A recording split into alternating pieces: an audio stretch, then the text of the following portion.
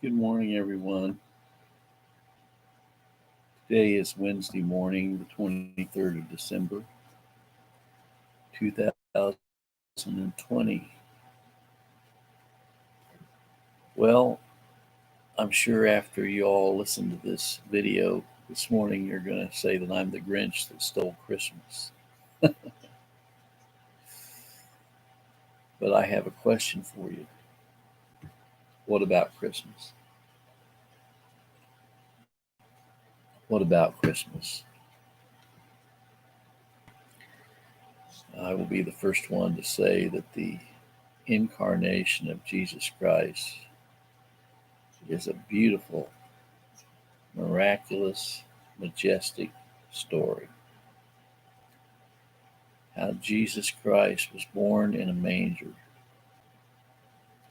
How he left the ivory palaces of glory, came to this earth for the single purpose of saving his people from their sins. What a beautiful story, and it's a true story. The problem is what man does with truth. They twist truth, they adulterate truth, and they make idols truth. Jesus Christ said, I am the way, the truth, and the life. No man comes to the Father but by me. He didn't say you can come to the Father through a Christmas tree, or through holly and ivy, or through mistletoe, or through Rudolph the Red-Nosed Reindeer, or Santa Claus is coming to town,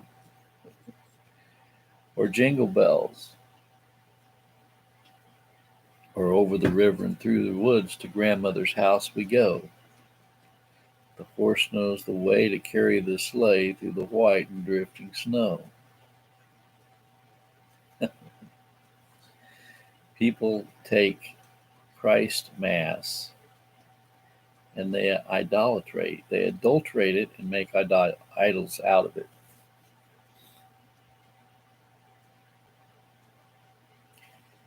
And so the next question you might ask me is, well, do you celebrate Christmas? No, we don't celebrate Christmas.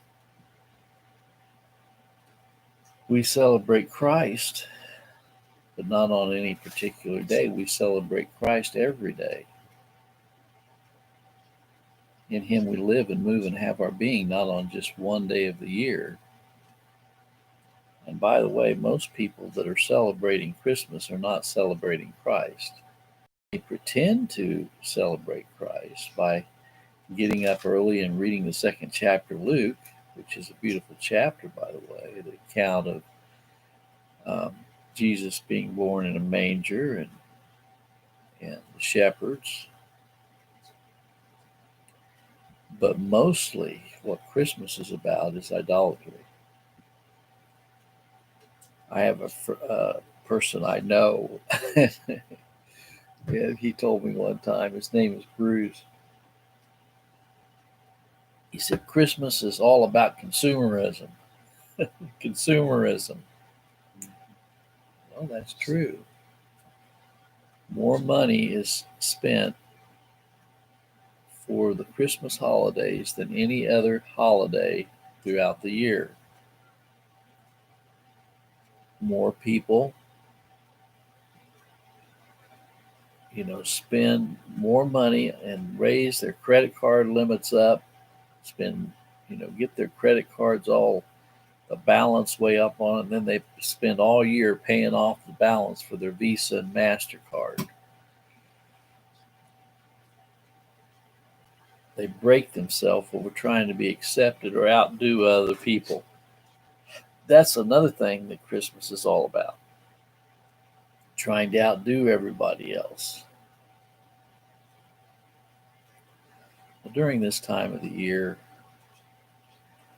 people say, well, let's keep Christ in Christmas. I say, let's keep Christ out of the Mass.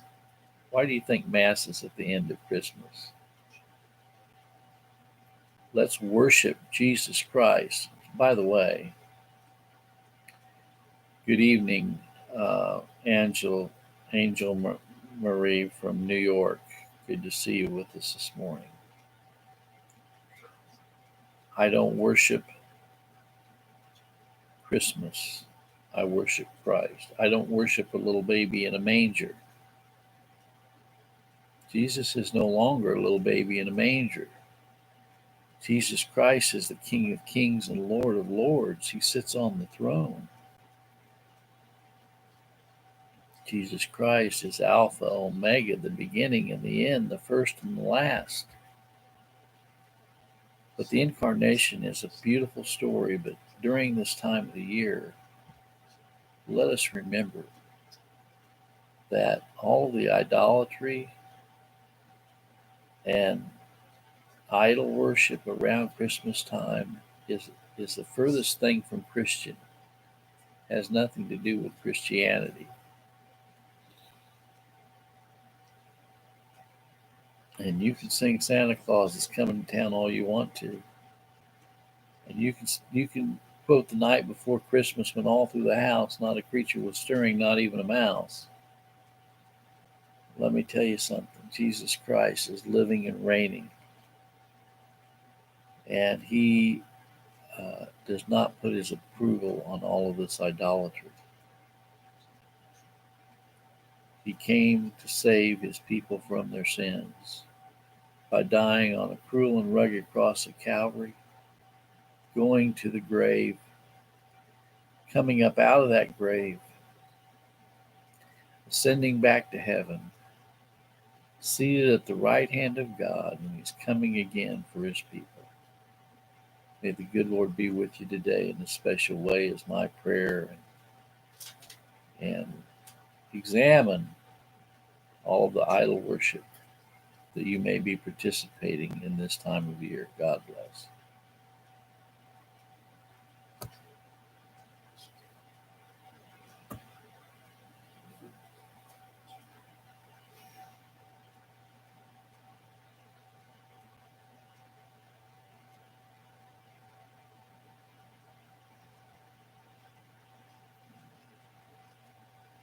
Well, you have a really good question, um, Angel Marie, about angels. I don't know a lot about. I've heard a lot of different stories. I've been watching some of his Rayleigh Live Steve DeNoon's thoughts on the fallen angels, and I do believe the truth of the gospel, the story of the fact that Satan, Lucifer, fell and brought a third of the angels with him. We're told we wrestle not against flesh and blood, but against principalities. And so, how all of that plays its out. We know that devils are present on this earth. We wrestle not against flesh and blood. And there's been a lot of study on the Nephilim and a lot of different thoughts on that. I honestly do not know all the answers to that, and I will be the first to admit it. But I do believe when Lucifer fell, a third of the angels fell with him. And they are present on this earth. God bless.